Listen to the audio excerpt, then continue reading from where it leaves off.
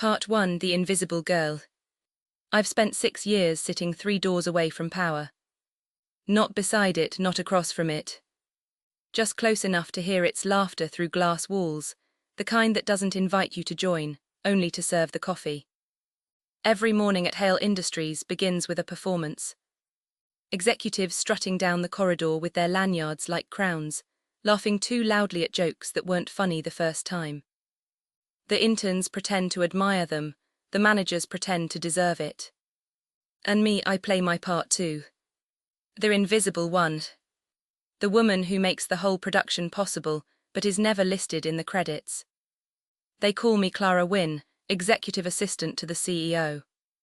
What they don't say, what they don't know, is that titles are just smoke. Ownership is fire. Jonathan Hale believes he built this empire. He tells anyone who'll listen about his vision, his risk-taking, his unparalleled leadership. He forgets the nights I slept under my desk, rewriting contracts he botched in his drunken brilliance. He forgets the day I found the clause that saved the company from bankruptcy. He forgets because men like him always do. My job is to remember quietly. It was Tuesday when the decision began to bloom inside me. He'd just returned from another lunch with investors, the kind that cost more than my monthly salary.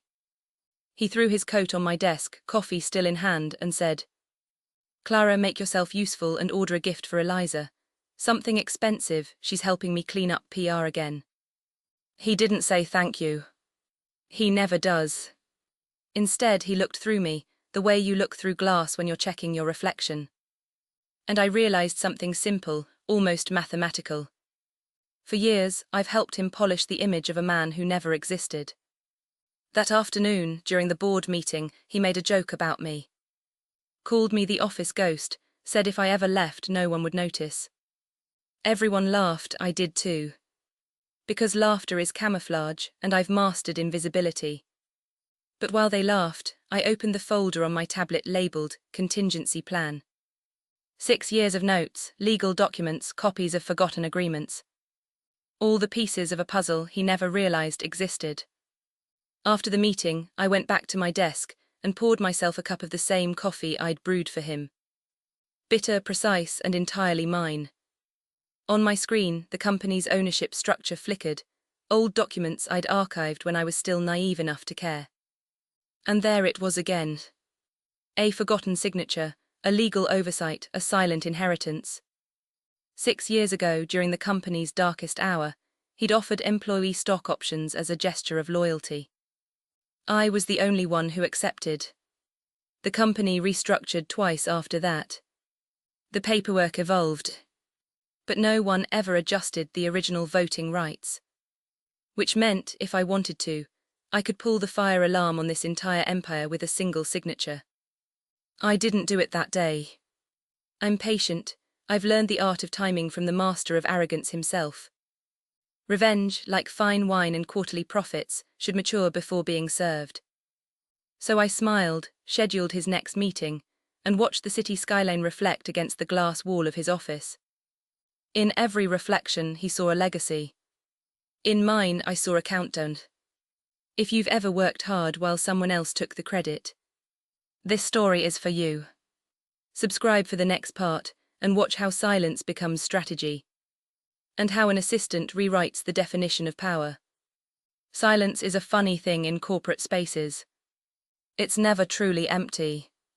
It hums behind the buzz of printers, the clicking of heels, the air conditioning that never quite settles. It's the sound that keeps everything running unnoticed. And now it's my weapon. The morning after Jonathan's joke, the one about me being invisible, I came in earlier than usual. 6:15 a.m. The office was still dark, the skyline painted in soft grey. I turned on only one lamp, the one by my desk, warm light, calm and unthreatening. Perfect for plotting revolutions. While the building slept, I began deleting. Nothing suspicious, not yet. Just old reminders, unnecessary calendar links, harmless drafts. A digital pruning. In an office like this, chaos lives in clutter. Order is control. At 7:02 I made myself tea instead of coffee, chamomile, the scent of composure, and opened the folder again. Contingency plan. Line by line I reviewed my notes. Internal memos, policy loopholes, archived shareholder letters. I was relearning the company like a second language, one I could finally speak fluently, without needing Jonathan's permission. By the time the others arrived, I'd put on my usual face, polite, efficient, forgettable. That's the thing about invisibility, it isn't absence. It's presence in disguise.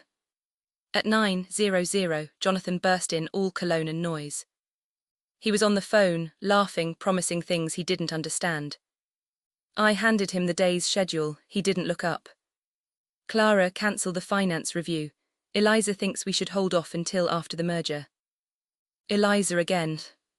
The PR consultant turned girlfriend turned strategist, a woman who thought rebranding could fix everything from profits to morality. She floated through the office like perfume, expensive, temporary, and hard to breathe around. Jonathan ended the call and leaned on my desk. You've got everything handled right. I need to focus on the presentation.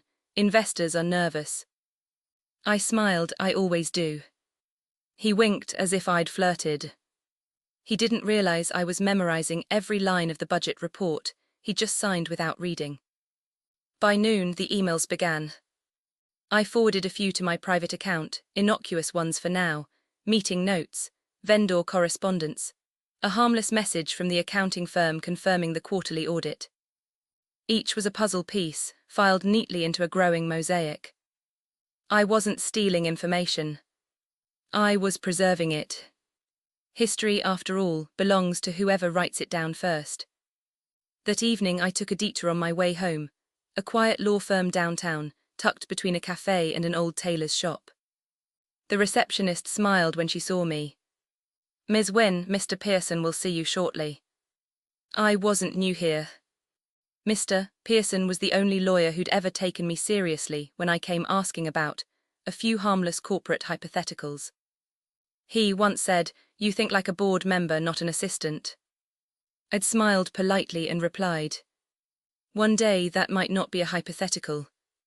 We discussed a few minor updates, trusts, ownership rights, dormant shareholder accounts. Nothing that would raise a red flag. But as I signed the last page, I noticed my hands didn't tremble. They used to, back when I thought justice was supposed to be loud. Now I understood, real power whispers. When I returned home, my apartment felt unusually quiet.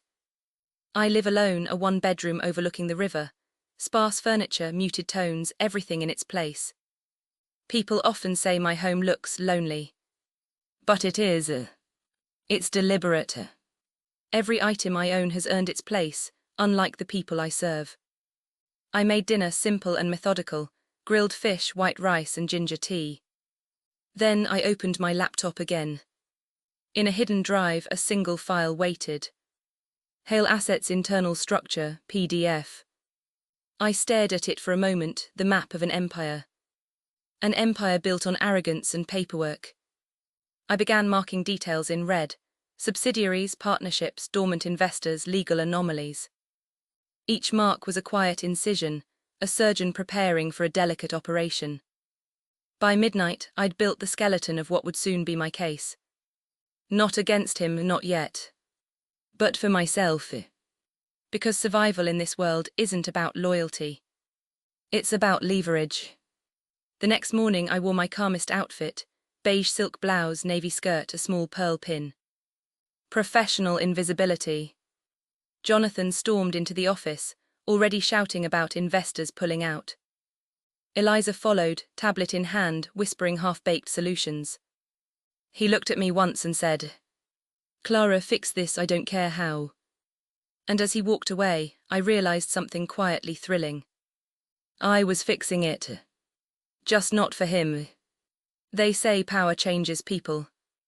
But I think it only reveals who they were when no one was watching. And in the silence I've built, I finally have the space and the evidence to show them exactly who I am. The first time I held power, it didn't feel like power at all. It felt like exhaustion. It was a Thursday evening 6 years ago, fluorescent lights flickering, coffee gone cold, the whole company teetering on the edge of bankruptcy. I was younger then, desperate to prove my worth. Jonathan was packing the conference room like a caged lion, shouting into 2 phones at once. Our investors had pulled out, the bank was circling, and payroll was due in 3 days. When the last consultant finally walked out, Jonathan sank into his chair and muttered, "If this company goes down, it'll be because of lazy people who don't think."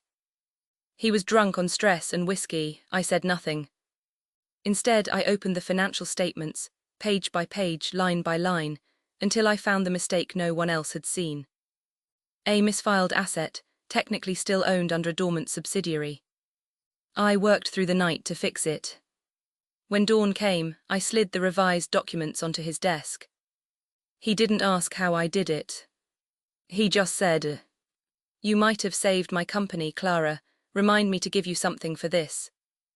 That something arrived the next day, a framed thank you letter and a contract amendment granting me employee stock options, as a token of loyalty. I didn't even understand the full weight of it then. I was just tired, grateful, and foolishly loyal. I signed. Back in the present, I found that same document inside a forgotten subfolder labeled Legacy Contracts, 2019. The edges were blurred, scanned twice, dated late in the night. Jonathan's signature, messy, rushed, probably half drunk. But what caught my eye wasn't his name. It was mine. Clara Wynne, beneficiary of Employee Stock Option Plan, Class A voting rights. Class A. The kind reserved for founders, executives, and major investors. Not assistants, eh? It should have been voided when the company restructured, except no one ever submitted the revision paperwork. And when Hale Industries merged with its new shell company 2 years ago, those shares carried over automatically. In the quiet glow of my desk lamp, I traced the numbers twice to make sure. 51%. My breath caught. For years, I'd been the administrative ghost behind someone else's throne, when, legally speaking, the throne was already mine. I closed my laptop slowly, almost reverently. The world outside the window looked different, sharper somehow. The city lights flickered like applause. I wasn't angry, not yet. Anger is messy, and I don't do messy. What I felt was clarity. The kind that slices clean through noise. I poured myself a glass of wine and opened a notebook, the one I'd been keeping for years, filled with every slight, every oversight, every broken promise. And at the top of a new page, I wrote 2 words. Due diligence. The next morning, I arrived at the office with the kind of calm only the powerful can afford. Jonathan was already shouting. Apparently, one of our clients had pulled a contract after Eliza's latest PR stunt. He waved me in mid-rant. "Clara, you'll handle the client. Say whatever you need to say. You're good at fixing messes." I nodded, of course. He turned away before I could answer. "That's how it's always been. They only notice you when they need something cleaned, covered, or corrected. Never realizing that the hands doing the cleaning might one day reach for the crown." Later that day, during lunch, I went to the archives room, the quietest place in the building. A place of dust and forgotten power. Rows upon rows of labeled boxes, the paper ghosts of every decision this company had ever made. The label I wanted was simple: Equity Adjustments 2020. I found the folder, flipped through the records, and confirmed what I already knew. They'd never rescinded my shares. No one had even noticed them. The pen they used to erase women like me had simply run out of ink. That night, I visited Mr. Pearson again. He read the documents in silence, his expression shifting from curiosity to disbelief. "Clara," he said finally, this means you technically own controlling interest." I leaned back, folding my hands. "Technically." He smiled, slow and admiring. "Legally, actually." I took a sip of my tea, chamomile again, always calm. "Then let's make sure it stays that way." I left the law firm, walking slower than usual, heels tapping in rhythm with my thoughts. The city seemed to hum with quiet understanding. Power doesn't always arrive with noise. Sometimes it shows up disguised as paperwork, waiting for the right person to notice. And I had noticed. Back at home, I opened my laptop and renamed the file. Ownership confirmation win. The cursor blinked at me, patient, expectant. For the first time in years, I smiled, not the polite office kind, but the real kind. The one you wear when the scales finally begin to balance.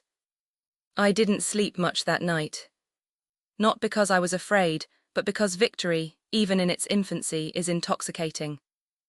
And as the first light crept through the blinds, I whispered to the empty room.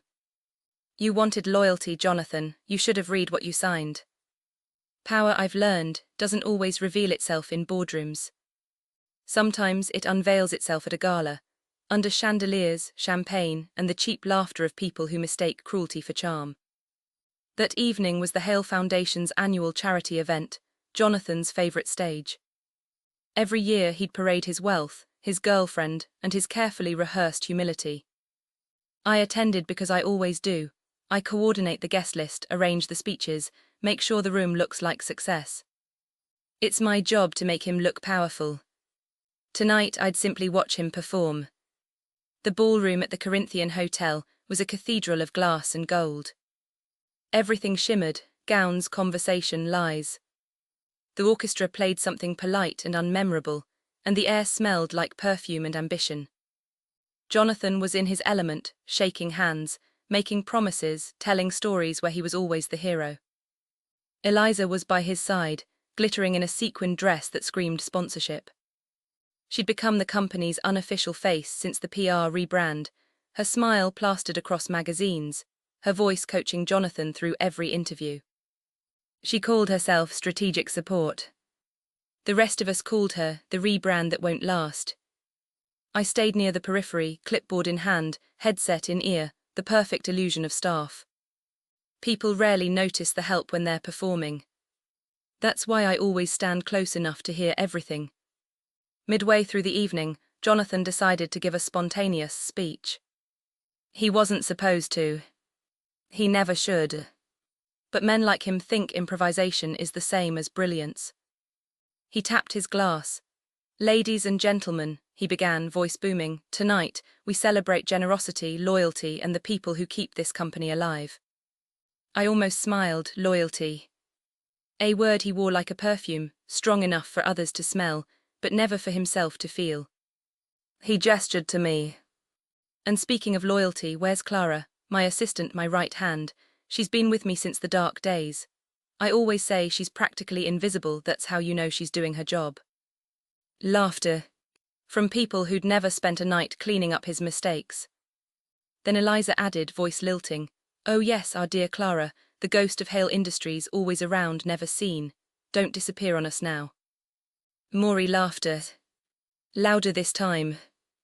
A waiter passed, and Eliza reached for a glass of champagne, but her elbow accidentally brushed mine. The liquid spilled down the front of my dress, a sharp chill cutting through the silk. Oh no, she gasped dramatically. Clara, I'm so clumsy, I hope that wasn't too expensive. Her smile didn't reach her eyes. Neither did mine. I dabbed the stain with a napkin, every movement slow, deliberate. The orchestra resumed playing, the crowd turned away. Jonathan didn't bother looking at me. That was fine. Because that was the moment, the exact crystalline second, when my silence stopped being compliance. I excused myself to the restroom. Inside, the lighting was cruel, honest, fluorescent. I stood before the mirror, studying the woman in the reflection. Wet silk clung to her ribs, her hair had come loose, her lipstick had faded. The perfect assistant, dishevelled, replaceable, invisible. And yet her eyes were calm. Calculating. The eyes of someone who has already won, but hasn't announced it yet. I reached into my clutch and unlocked my phone. A draft email waited, one I'd written weeks ago but never sent. To Mr. Pearson. Subject line, activate option C. I hit send. When I returned to the ballroom, Jonathan was deep in conversation with investors, his back turned. Eliza laughed at something he said, her hand resting on his arm like a claim. I walked past them both, unnoticed, and toward the exit. As I stepped outside, the night air met my skin, cold, honest, free of performance. My car was waiting, the driver silent. Through the tinted window, I watched the ballroom glow like a snow globe, a perfect illusion sealed from reality. And I smiled. Because the thing about illusions is that they only work until the audience realizes who's holding the spotlight. At home, I changed out of the ruined dress and hung it neatly in the closet. It would stay there, a quiet relic of the last night I let anyone laugh at me. On my desk, my phone buzzed. A message from Mr. Pearson. Received, preparing documentation. Will advise within 48 hours. I poured myself another glass of wine, red this time. A different kind of calm. Outside, the city hummed, unaware that somewhere inside it, an empire had just begun to shift. In this world, humiliation is currency. But I've learned something better than wealth or reputation. I've learned timing. And tonight proved one thing. It's not the loudest person in the room you should fear. It's the quiet one standing by the door, already halfway out and 5 moves ahead. People think destruction is loud, glass shattering, tempers flaring, a sudden act of chaos. They are wrong. Real destruction is methodical. It begins with an email. 2 weeks after the gala, Hale Industries was running like usual, frantic, self-important and oblivious. Jonathan was still chasing his merger, the one Eliza had convinced him would redefine the company's future. Every meeting sounded like a pep rally for delusion. They spoke in buzzwords, synergy, integration, alignment, as if vocabulary could fix arithmetic. I attended each one, taking notes I didn't need to take, keeping expressions I didn't mean to feel. I was no longer observing power. I was studying its expiration date. One Tuesday morning, I sent a confidential email from an encrypted account. Not to the press, not to rivals, to something far more dangerous. The Corporate Compliance Bureau. A brief message. Irregularities detected in Hale Industries, financial disclosures and merger filings, possible misstatement of assets, anonymous evidence attached. The attachments were meticulous, audit discrepancies, falsified client payments, and an internal memo where Jonathan himself authorized a temporary reclassification of losses. He thought no one would ever find it. He'd forgotten who organized his inbox. Then I sent one more message, to a single member of our board, subject line, "You might want to review this before the regulators do." By the time I closed my laptop, the match had been struck. The rest was a matter of waiting for the smoke. The first spark came quietly, a request for records from the Bureau. Jonathan brushed it off. Routine, he said. The second came a week later, auditors requesting full access to our internal accounts. His tone changed. By the third notice, his voice had begun to crack around the edges. Meetings were suddenly tense. He snapped at staff. Eliza spent her days glued to her phone, whispering damage control to journalists. And through it all, I remained the perfect assistant, calm, diligent, helpful. "Can you find last year's quarterly breakdowns, Clara?" "Of course." Draft a reply to the auditors, tell them everything's under review. "Already done." Every "of course" was a thread tightening around his neck. The auditors arrived on a Thursday. 3 people in crisp suits, polite smiles, eyes like scalpels. Jonathan greeted them with his best charm, shaking hands, offering espresso, pretending confidence. He introduced me as our office backbone. I smiled, happy to assist. They asked for financial ledgers, transaction histories, and internal correspondence. I provided everything efficiently, perfectly formatted, with timestamps that told their own story. One of the auditors looked at me for a moment longer than necessary, as if she knew. Maybe she did. By Friday, the whispers had started. The board was restless. Their investors were calling. The merger partners gone silent. Jonathan stormed into my office midday, his tie loosened, eyes red from lack of sleep. "Did you send something to the Bureau?" His tone was low, dangerous. "Because they're asking questions that no one should be asking. Someone's feeding them information." I tilted my head, feigning confusion. Wouldn't they have found that through their own review? He studied me. For the first time, really studied me. Then laughed bitterly. No, you're too boring for that. And just like that, he dismissed the possibility, the most predictable mistake of all. That night, I stayed late under the pretense of helping the audit team. The office was dim, the only sound the hum of the server room down the hall. I watched as they collected files, copied drives, sealed evidence into neat, labeled envelopes. Each document they boxed felt like a weight lifting off my chest. By the time I left, the walls of Hale Industries, the walls I'd built and polished for years, felt different. Hollow, ready to collapse. When I reached home, I didn't pour wine this time. I made tea, turned on no lights, and sat by the window overlooking the river. Below, the city pulsed, deals, deadlines, ambitions burning like distant constellations. And for once, I didn't feel small. Jonathan's empire was beginning to fracture, not because I shouted, not because I exposed him to the world, but because I understood the language of his arrogance better than he did. He'd built everything on the illusion that no one beneath him could read the fine print. He forgot who prepared the fine print in the first place. The next morning, I arrived early again. Jonathan was already there, packing, yelling into his phone.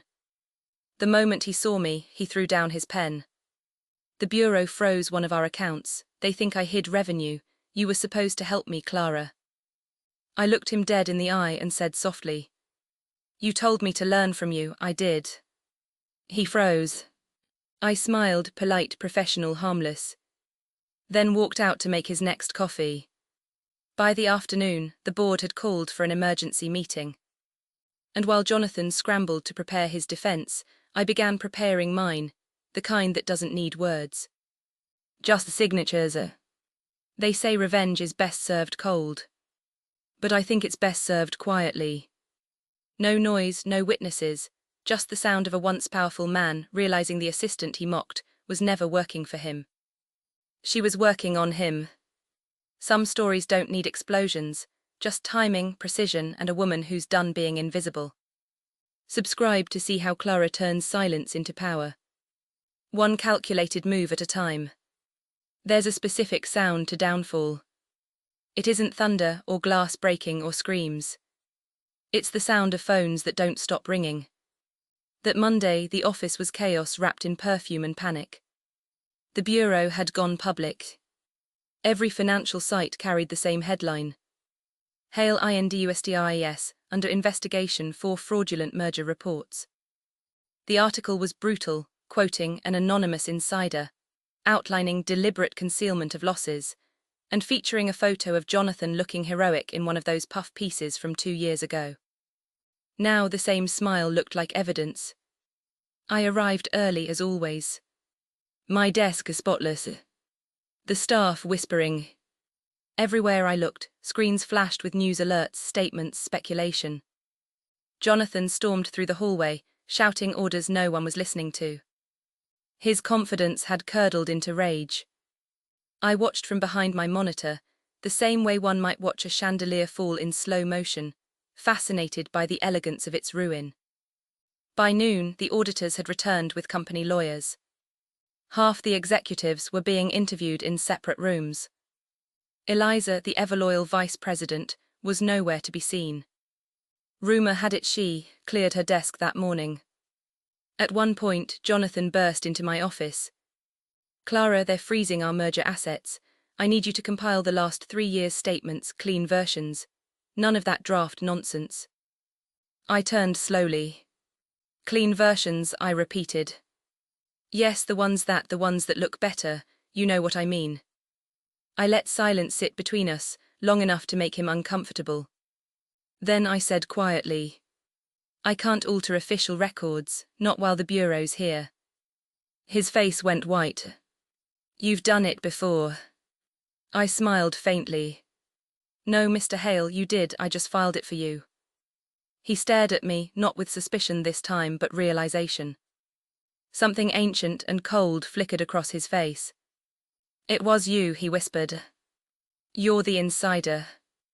I didn't confirm, I didn't deny. I simply said, "You told me once that power belongs to those who know everything first. I suppose I learned that lesson well." He took a step forward, but before he could say another word, his new assistant, poor thing, knocked on the door. "Sir, the bureau's requesting your presence. They're waiting in conference room B." He looked at me one last time. There was no fury left, only disbelief. Then he left, and for the first time I felt the air in my lungs again. By 3 p.m., security escorted 2 directors out of the building. The bureau seized several drives.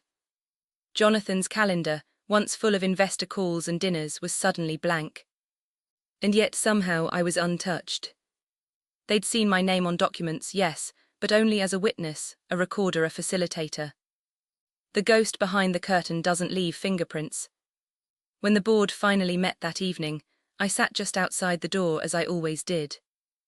The voices inside were muffled, words like crisis, loss, resignation floating through the air. Then a sudden silence.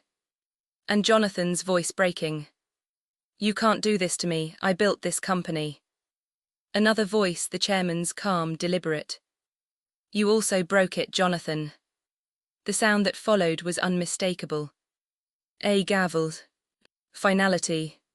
When he walked out, he looked smaller, like the air around him no longer recognized him. The staff turned away. Even the walls seemed indifferent. He stopped by my desk. His eyes sunken. Was this revenge? I looked up at him, genuinely considering the question. "No," I said, "this was inventory." He blinked. "Inventory?" "Yes," I simply took back what was already mine. Then I turned back to my computer, typing as he stood there, stunned by the simplicity of it. Eventually, he walked away. That night when I left the building, the city lights reflected off the glass tower, his tower, and for a moment I saw my own reflection beside his name. It was the first time it didn't feel wrong. The next morning, his parking spot was empty. His name removed from the door. A memo sent to all staff. Effective immediately, Jonathan Hale has resigned as CEO pending investigation. Clara Vance will act as interim operations coordinator. The title was temporary. But the power was.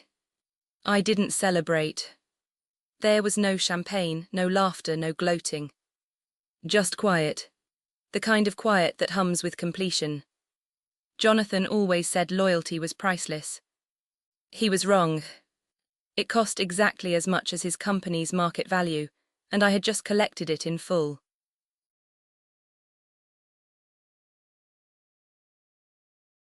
They called it the fallout. But for me, it felt more like harvest season. While the world obsessed over Jonathan's downfall, his interviews, his apologies, his hollow talk of regret, I was focused on paperwork. Not gossip.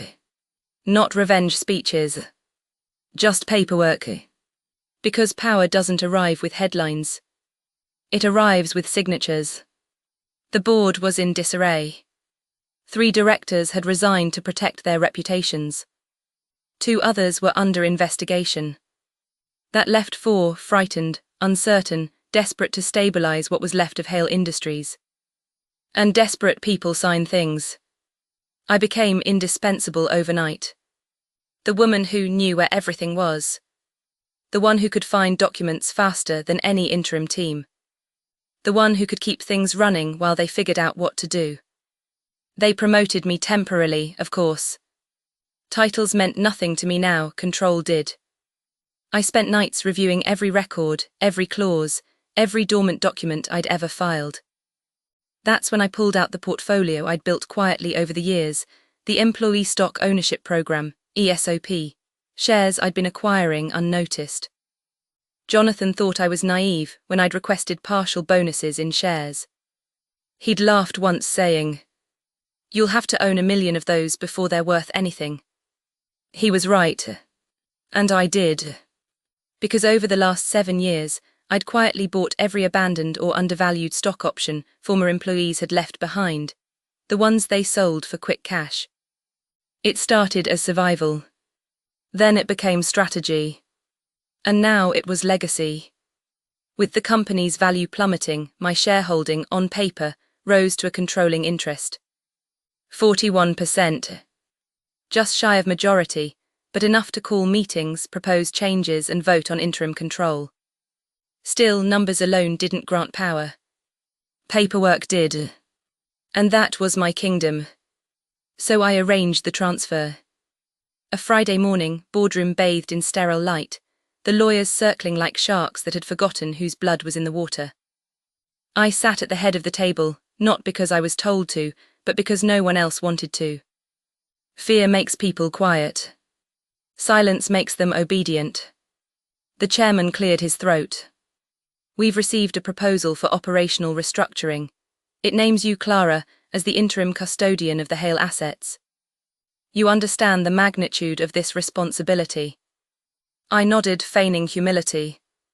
I do, sir. I only want to stabilize what Mr. Hale built. A lie, but a beautiful one. He smiled with relief. The lawyers nodded. And one by one, the pens touched paper. I signed last, not from hesitation but ceremony. My signature, neat and unwavering under the title, Authorized Representative of Hale Industries Holdings. Just like that, ownership, partial but effective, was transferred into my name. The press didn't notice immediately. They were still chasing Jonathan's sound bites, still obsessed with his fall from grace. But the filings spoke louder than any headline. Every corporate registry, every legal document, every ownership database, all now carried one constant line. Primary Operational Authority, C. Vance. It wasn't dramatic. No applause. No cameras. Just the quiet finality of a woman who'd mastered the system she once served. That evening, I walked through the empty executive floor. Jonathan's old office still smelled faintly of his cologne, cedar and arrogance. I stood by the window where he'd once told me I'd never understand ambition. Now I could see the city from his view, but it looked different from here. Smaller. Predictable. I ran a finger along the edge of his desk and whispered. I didn't destroy your empire, Jonathan, I just reclaimed my labor. A soft ping from my phone interrupted the moment. An email from the bureau. Investigation concluded. Hale Industries cleared of criminal liability. Individual misconduct under review. Translation: the company was safe. Jonathan was perfect. That night I returned home and opened the same folder I'd started years ago, labeled contingency. I renamed it to ownership. Then I poured a single glass of wine, the first in months, and allowed myself a small smile. They had underestimated me because I didn't look powerful. Because my shoes were quiet. Because I asked for minutes instead of decisions. But the thing about invisibility is, once you learn to use it, you can walk right into the throne room and no one will see you coming. It had been 62 days since Jonathan Hale's resignation. In corporate time, that's a lifetime. In my time, it was long enough for the dust to settle, for the sharks to lose interest, for the headlines to find new scandals. Hale Industries was stabilizing. New contracts. Rebranded campaigns. I'd rebuilt the skeleton, quiet, efficient, faceless, just the way I liked it. But power has a scent. And like all predators, Jonathan could smell what he'd lost. It began with an email. Subject line: request for meeting JH. No greeting, no pleasantries. Just that. I stared at it for a long time before replying. Wednesday, 10 a.m. boardroom, bring legal representation. His response came 10 minutes later. No lawyers, just a conversation. I smiled. The kind of smile people wear when they know the ending before it begins. Wednesday arrived like a memory I hadn't asked for. He came in wearing his old uniform, the navy suit, the expensive watch, the posture of someone rehearsing authority. But time had stripped him of its audience. Clara, he said, voice steady but brittle, you look different. I gestured toward the chair opposite mine. Power's a good moisturizer, I said. He smirked, or tried to. You think you've won. I think I've survived. By stealing what wasn't yours. By keeping what you left unguarded. He leaned forward, the faint tremor in his hands betraying the calm he wanted to project. You think this is permanent. The Bureau may have cleared the company, but they haven't cleared you. Once the dust settles, the board will see you're nothing but a glorified secretary who got lucky. I met his eyes. Luck doesn't require 7 years of bookkeeping, Jonathan. You know what does? Discipline. He flinched. Just slightly, but enough. I handed him a folder, thick, clean, heavy with consequence. Inside were filings stamped and verified, shareholder transfers, new board appointments, and one final document titled Hale Industries, Change of Beneficial Ownership. He skimmed it, his face tightening with every line. By the second page, the color had drained completely. 49%, he whispered. How did you? Math, I said, and memory, 2 things you were never good at. He looked up furious. You bought me out without my consent. No, I said evenly. You sold yourself out, the moment you gave me unrestricted authorization as your proxy, remember. You signed it the day you left for the merger conference, you didn't even read it. You just said, handle it, Clara, so I did. He sank back in his chair, the illusion cracking fully now. For the first time I saw not the CEO, not the tyrant, just a man who'd built his world on people he thought too small to matter. This isn't revenge, he said quietly. It's cruelty. I shook my head. No, Jonathan, this is the price of convenience. You wanted an assistant who didn't exist until you needed her. You got exactly that until the paperwork said otherwise. We sat in silence for a while, the kind that feels like confession. The city stretched beyond the glass, restless, indifferent. I wondered how many other assistants were out there, quietly holding the keys while their bosses shouted at ghosts. Jonathan finally spoke again, softer this time. You could have destroyed me completely, why stop here? I looked at him for a long moment, then said, because total destruction is mercy. You'll live long enough to watch my name replace yours on every letterhead. When he stood to leave, his reflection lingered beside mine in the glass, 2 silhouettes, one fading, one solidifying.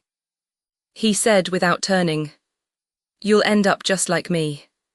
I smiled faintly. I hope not, I still listen when people talk. And then he was gone. That night I stayed late again. The office was dark, the city pulsing below, a constant electric heartbeat.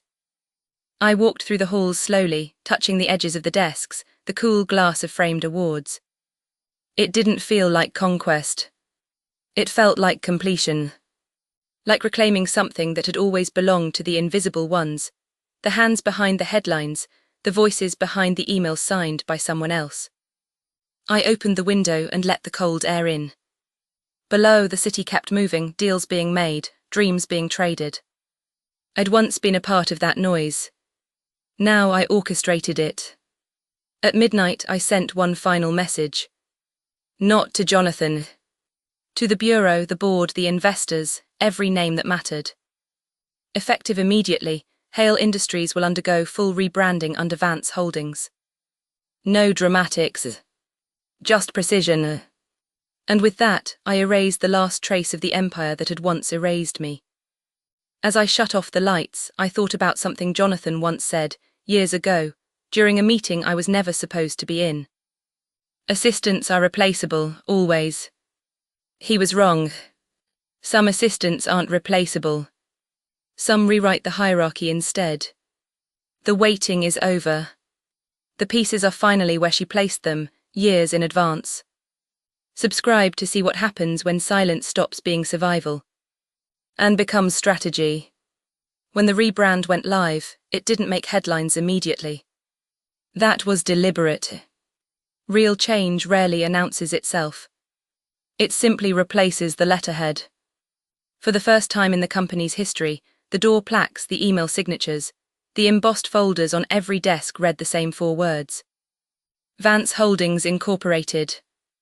And underneath, in small print, formerly Hale Industries. No fireworks, no launch party, no PR stunt. Just precision and permanence. The board had tried to talk me out of it, of course. Rebranding will confuse investors. You're erasing legacy. People trust the Hale name. I smiled. Trust is a luxury we can't afford.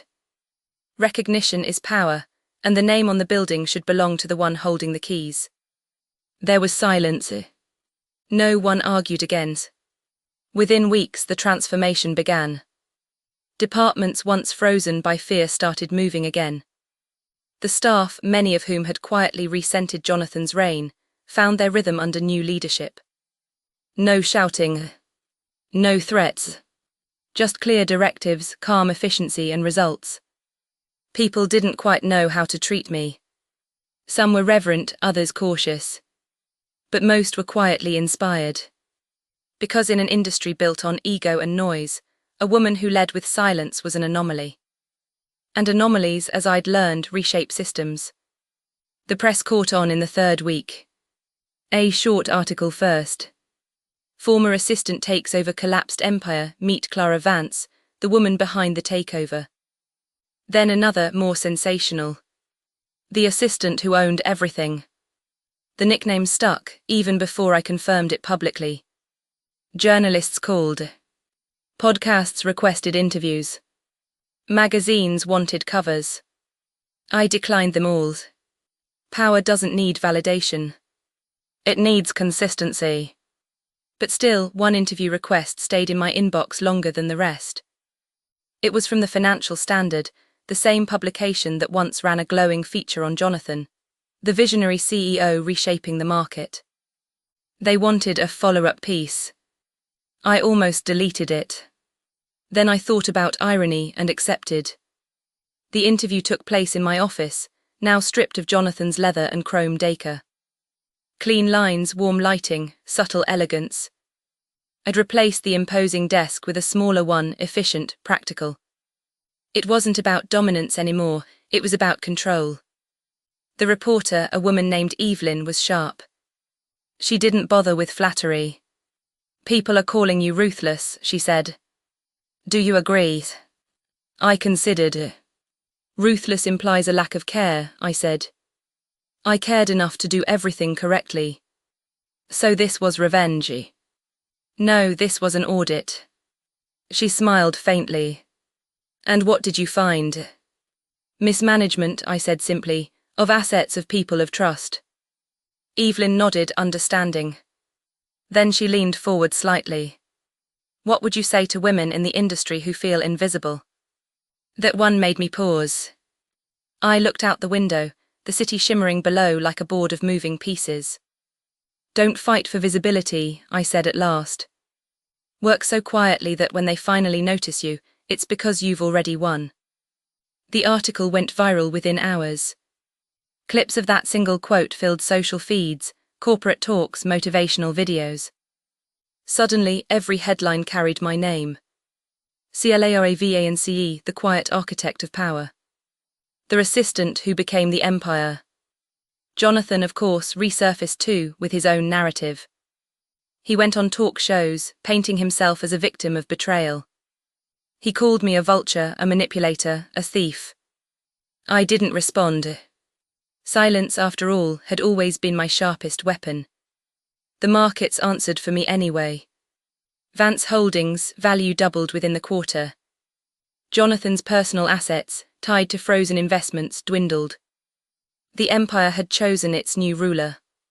One evening, months later, I stayed late in the office again. Some habits don't die, they just evolve. The building hummed with quiet efficiency, every light an echo of motion I once managed for someone else. I stood before the new plaque on the wall. Vance Holdings. It gleamed softly, understated but solid, much like the woman behind it. A younger intern walked by, stopping to look at it too. "Ma'am," she said shyly.